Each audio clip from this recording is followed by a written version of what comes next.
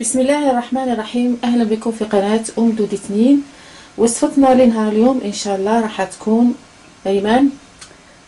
pour moi, je sais, même moi, je sais pas. ريمان نسي با. راح تكون ان شاء الله ولي زانغريديون اللي قدامك واش كاينين. alors كاين لا ليفور. واش تعمل لا ليفور؟ خميره بولونجي. فوالا دونك ça sera brioche. ça sera بريوش حبيباتي. حبيت نعطيكم البريوش هذا لانه يعني تحفه، يعني ذوقيه غاسترونومي رائعه في البريوش. لهذيك حبيتكم تتعلموا الطريقه هذه تاع البريوش هذا. المقادير موجوده في كل بيت. نتمنى حبيباتي تجربوا الوصفات تاعي تاع البريوش، لانهم فعلا وصفات راح تلقاوها في المستقبل وتستغناو تماما عن شراء البريوش من برا، لاننا احنا جامي نشريو البريوش تاع برا، ناكلو دائما البريوش تاع الدار. المقادير راهم بسيطه. راح نبداو ان شاء الله بتقديم المقادير.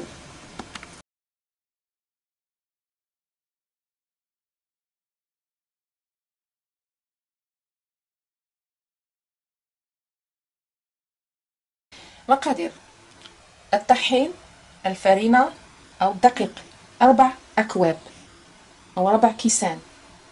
الكوب تاعي دايما 240 مليلتر. حليب نصف كاس حليب دافئ، هذا 240 وسي. أيضا ماء نصف كاس ماء دافئ. عندنا خميرة فورية 11 غرام، هذه فيها 10. انا زدت 11 غرام، كملتو فتحت واحده خلاف، كملت 11 غرام فرينه خميره فوريه. عندنا 3 ملاعق كبار حليب مركز محلى. هذه قلت لكم الوصفه رائعه. حليب مركز محلى. عندنا بيضه واحده، نصف ملعقه كبيره ملح، 4 ملاعق كبار سكر. متعمروهمش بزاف خاطش من بعد راح تعود عندنا ينصوص، راح نديرو ينصوص ان شاء الله بالزبده والحليب المسكر هذا.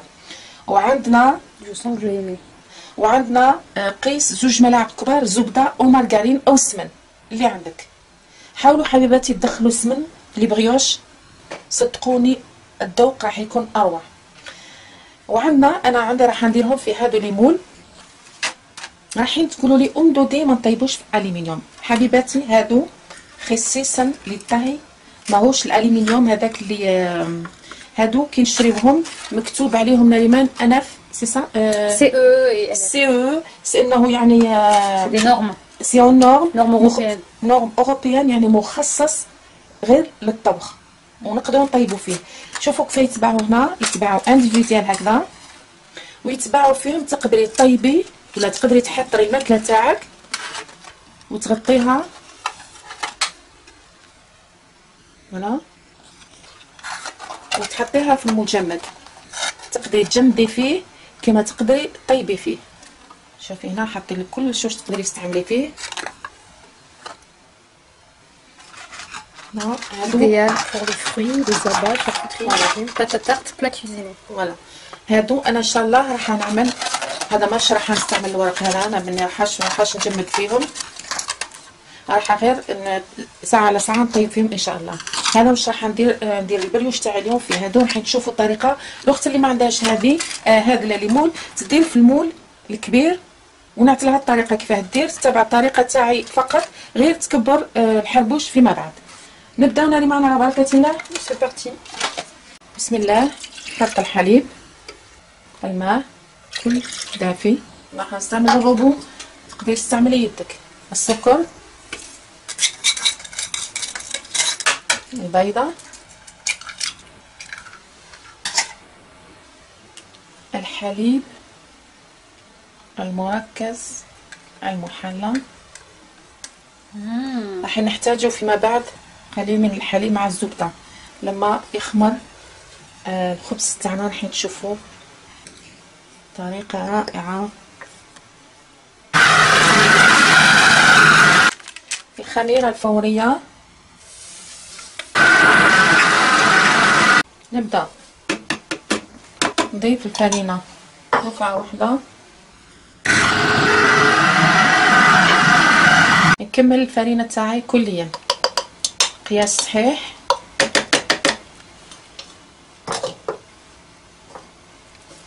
الآن شوفوا حبيباتي العجينة تاعي تجي بطريقة بالشكل هذا. انا ما راحش نكملها في الروبو تاعي لانها هي قاصحه، ماشي قاصحه بزاف، مي كمان حذاري الروبو تاعك يفسد لك، يفو با لازمش تضغطي بزاف عليه حتى وين كان سوليد، ما لازمش الان نحطوه البلون دو طرافاي ونزيدو الملح في الاخيره. ندخلو الملح تاعنا، شفتوا العجينه ما راهيش طريه بزاف.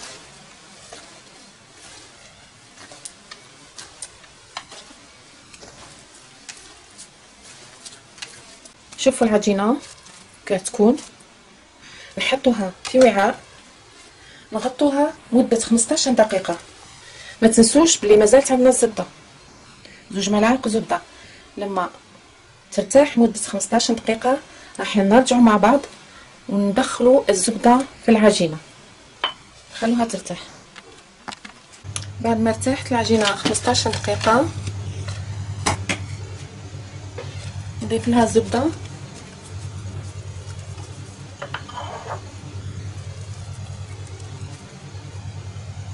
ولا المارغرين ولا السمن، راح ندخلها.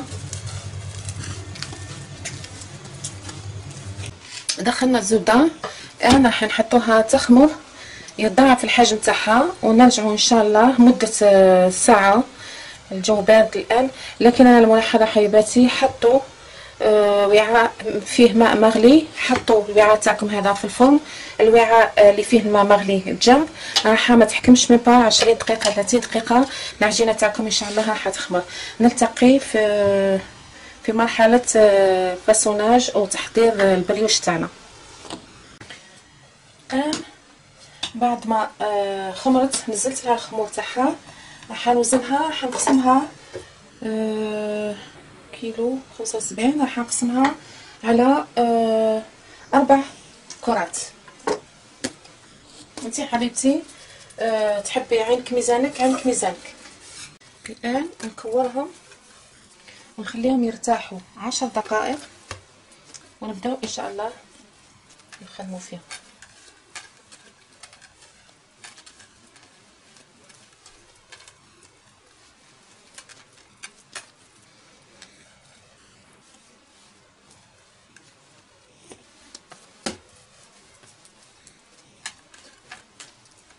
نتمنى حبيباتي المراحل اللي قاعده نتابع فيهم تتبعوهم خطوه بخطوه، راح تنجحوا في البريوش تاعكم ويجيكم خفيف ومقطن ونريمان مهوي مهوي.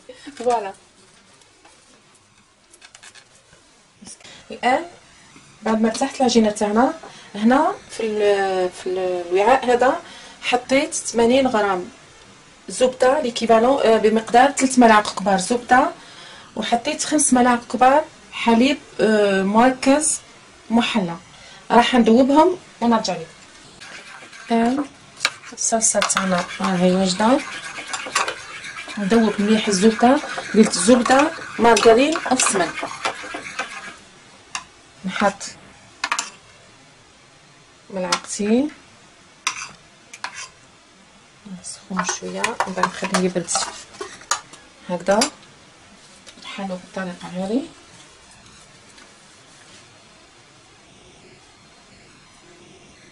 نحاول يكون قد المول تاعي. هنايا الاطراف هذه نلفها مليح ونقفلها مليح، الجوانب ايضا. هذا الخط دائما في الاسفل.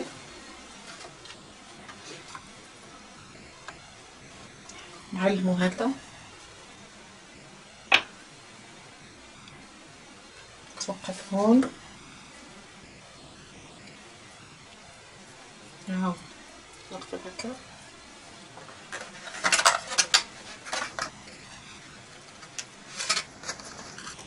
نحطها ونفتح. راح نكمل بالطريقه هذه كل الكميه تاعي، نخليهم يخمروا حتى يتضاعف الحجم تاعهم ونرجع لكم ان شاء الله. هنا الحبيباتي راهم خمروا، انا حطيت كما قلت لكم مغلي في وعاء، حطيتهم بالفرن. شوفوا ما شاء الله كيف طلعوا.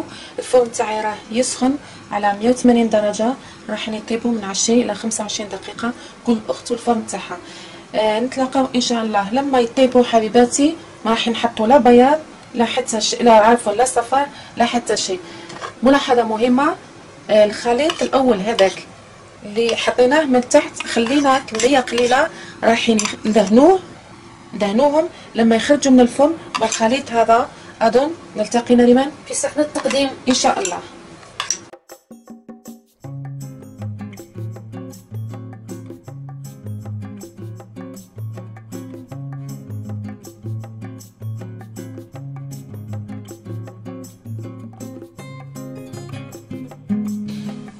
هذه هي النتيجة النهائية حبيباتي لوصفتنا لنهار اليوم، اللي كانت بريوش بحليب نيستلي. كما شفتوا رانا دهناه بالزبدة ونيستلي. اللي تحب تزيد انا اكتفي بهذا القدر.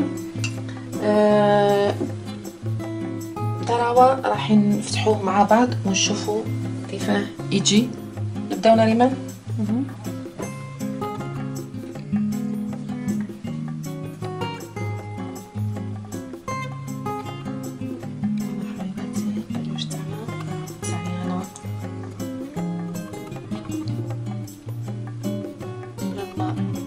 وصفة بالطريقة هذه نكون أسعد إنسانة. هذه هي الوصفات الناجحة حبيباتي تاع البريوش.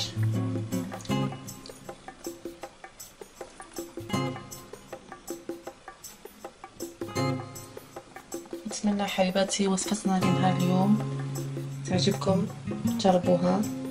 راه تبعوا غير النصائح والمراحل، راح تديروها احسن مني بالطبع.